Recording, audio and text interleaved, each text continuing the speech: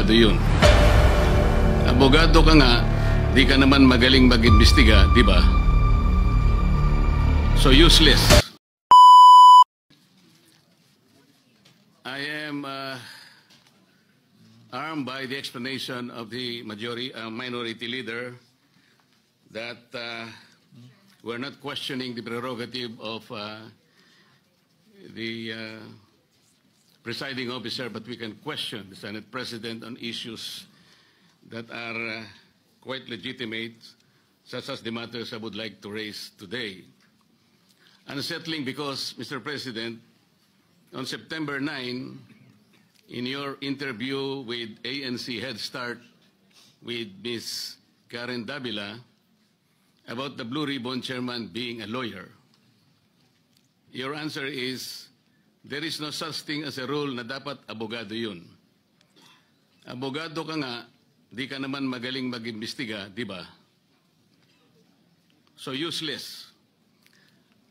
Mr. President, I'd like to put on record, there was no inclination from this representation na meron man lang kaming sinabi na ang chairman ay dapat, chairman ng Blue Ribbon Committee ay dapat abogado. Wala po kaming kahit na shadow ng inclination. Any reference to that matter, wala po kaming sinasabi. Ngayon po, yung sinasabing abogado ka nga, di ka naman magaling mag-imbestiga, hindi ko po alam kung sino po yung tinutukoy ninyo sapagkat narinig din po kayo sa inyong mga interviews. Sinabi niyo po, Mr. President, na maraming dissatisfied sa direction na tinahak po ng aking investigasyon nung ako pa po ay chairman ng Blue Ribbon Committee. Hindi ko po alam kung sino po yung dissatisfied sa mga members natin.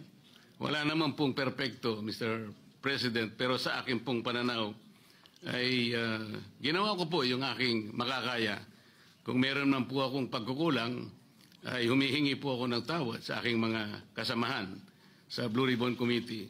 Ngunit hindi ko po sinadya na ilihis sa direksyon ng tamang pag-iimbestiga ang ating Blue Ribbon Committee.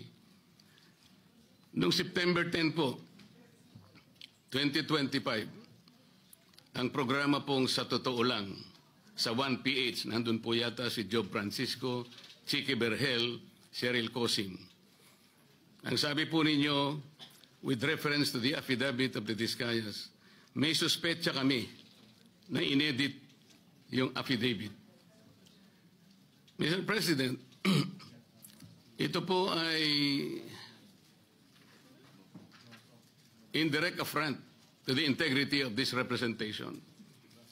Yung lamang pong pagsuspetsahan niyo na inedit yung affidavit, paano kayo nagsuspetsa? Ano po ang ginamit ninyong batayan at pagsususpetsahan ninyo na maring inedit yung affidavit?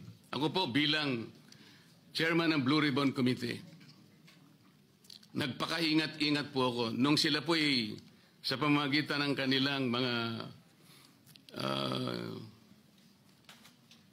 taga-lapit, ay minabuti ko pong hingin sa kanila. Sumulat sila sa akin para malaman ko kung talagang meron silang kagustuhang magpahayag ng kanilang saloobin tungkol sa dinidinig natin sa Blue Ribbon. At gusto kong masatisfy ang sarili ko, Mr. President, kung totoo nga at kung bakit nila gagawin. So nakareceive po ako ng sulat sa kanila, handwritten. At nung malaman ko po na talagang galing sa kanila ang pagpapahayag na voluntaryo, sinabi ko, sige, gawin ninyo. At kinakailangan, bago nyo ibigay sa akin, notaryado na yon. At yun pong affidavit na yon, o subscribe sworn statement, Mr. President, ay naibigay sa akin, araw na po, maggagabi na po ng araw ng linggo, in a sealed envelope. At kung sinasabi po ninyo na ang SOP ay dapat na ibigay sa mga miyembro ng ating Blue Ribbon, wala na pong pagkakataon sapagkat sa umaga po, alas 9, ay magsisimula na po ang Blue Ribbon Committee.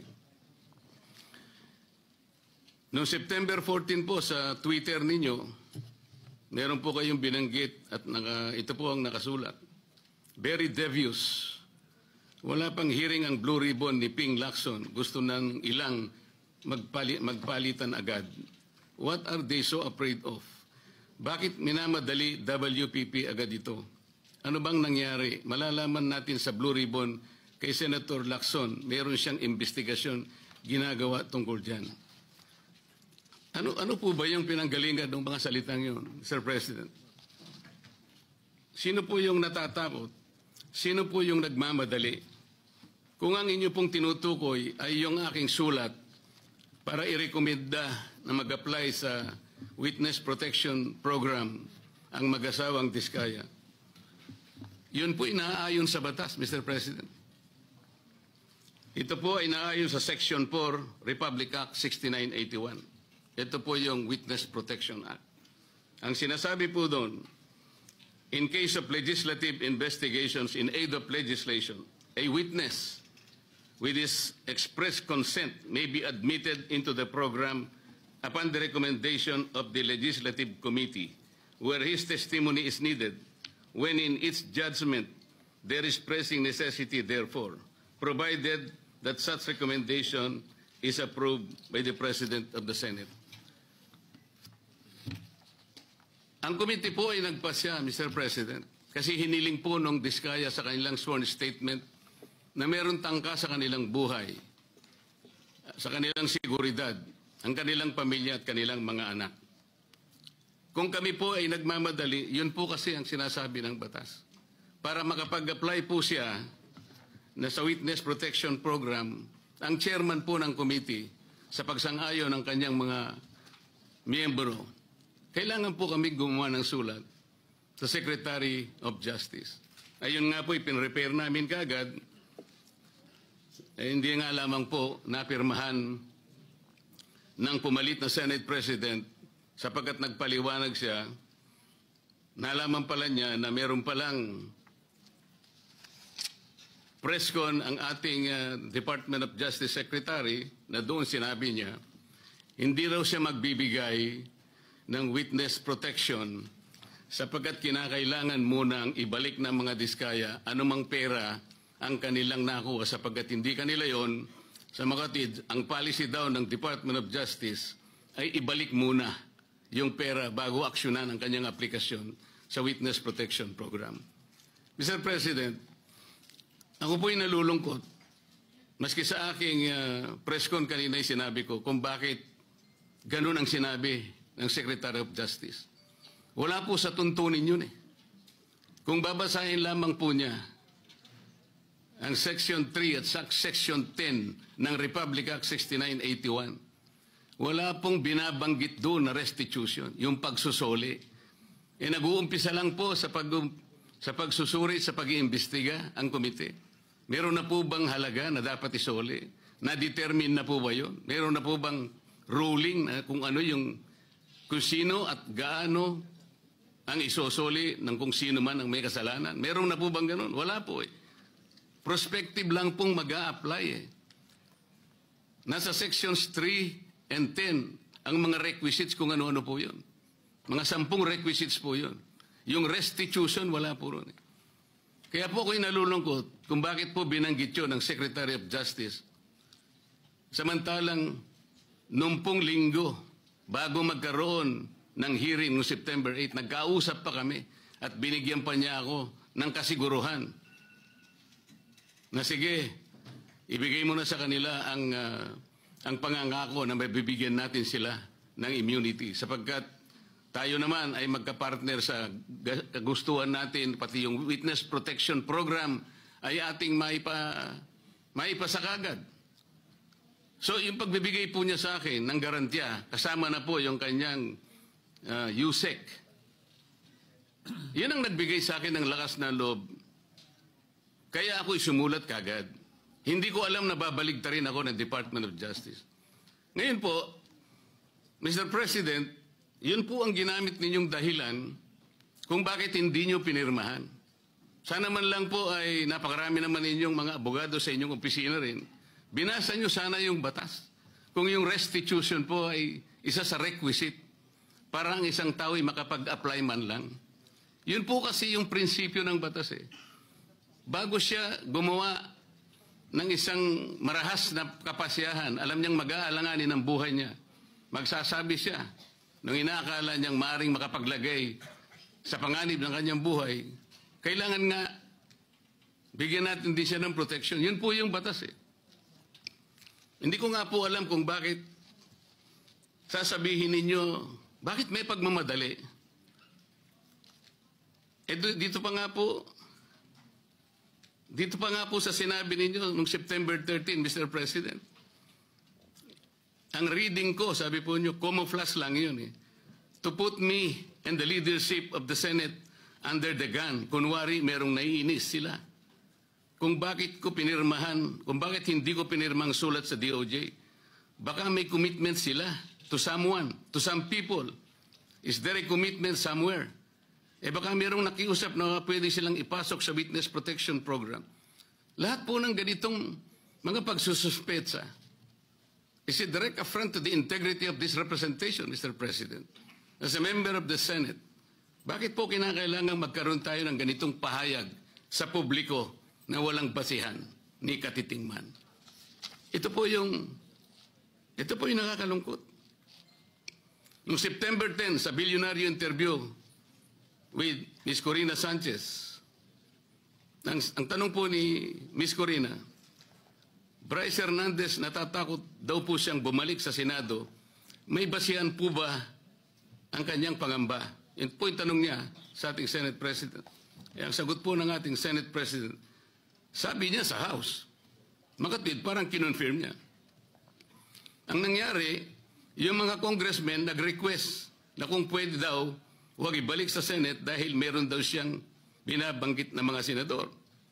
So ang ginawa naman ng mga congressmen, nakiusap kay Speaker, si Speaker tinanong sa akin, dahil ang sinasabi raw kung pwede mo nang i-retain. Sabi ko, hindi pwede dahil sa legal custody namin yan eh. Dahil merong contempt dyan sa Senado. Nakikiusap sila kung pwede na wag sa Senate mismo, hindi naman i-retain sa House. Ang umandar sa akin, siyempre, yung tinatawag na parliamentary courtesy. Kasi meron silang nakakontempt doon, yung si Mendoza, gusto rin naman namin kunin yun. Alam ko later, iimbitahan namin yun. So ang nangyayari po, Mr. President, kaya ba dinidiscredit, kaya ba pinagsususpetsahan yung Diskaya sworn affidavit sapagkat may binanggit siyang 17 congressmen? Yun po ba ang dahilan? Bakit naman po nung yung Hernandez ay nag-testify sa House, bakit kagyat nating pinakinggan naman ang kanyang katwiran? Dahil may binanggit naman siya, di umano, na may kasalanan na dalawang kasama natin dito. At saka siya nagsabi na, huwag niyo na akong ibalik doon sapagkat manganganib ang buhay ko. Ang maliwanag po dito, pagka ang nagsasalita si Bryce Hernandez, parang merong kagad pagpapatibay. Parang pinaniwalaan na natin na maaaring manganganib ang buhay niya sapagkat meron siyang binanggit na dalawang kasama natin. Paano yung buhay ng Diskaya na inimbitahan nila doon? Na binigyan na, bigla na lang nating, wala man lang tayong aksyon. Samantalang 17 congressmen ang binanggit niya. Hindi niyo ba naisip, manganganib din ang buhay niya? Pero walang nagsalita dito sa atin. Yun po yung aking nakikita. Huwag po tayo mag-away-away. Ang ating pong hinahanap ay katotohanan lang.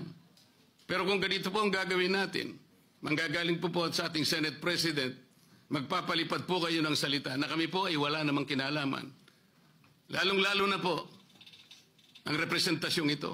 Kahit minsan wala po akong sinabihan na mas magaling po ako. Wala po akong sinabing gano'n. Ang sinabi ko lang, ang pagkakaiba po ng investigasyon ng Senate Blue Ribbon Committee is in aid of legislation. Kung ang direksyon ko pong yon ay mali para sa inyo, nasa sa inyo na po yun. Pero yun po ang nalalaman ko. Sa 3 pagdinig lamang po, nasabi ko na po kanina sa press con, sa 3 pagdinig pa lamang po namin, nakita ko na po ang pangangailangan ng halos 14 na legislative measures na dapat natin kagad na ipasa para sa ganon. Maayos natin, ma-address natin kagad ang malalang problema ng corruption sa ating bansa. Maraming salamat po sa pagkakataon, Mr. President.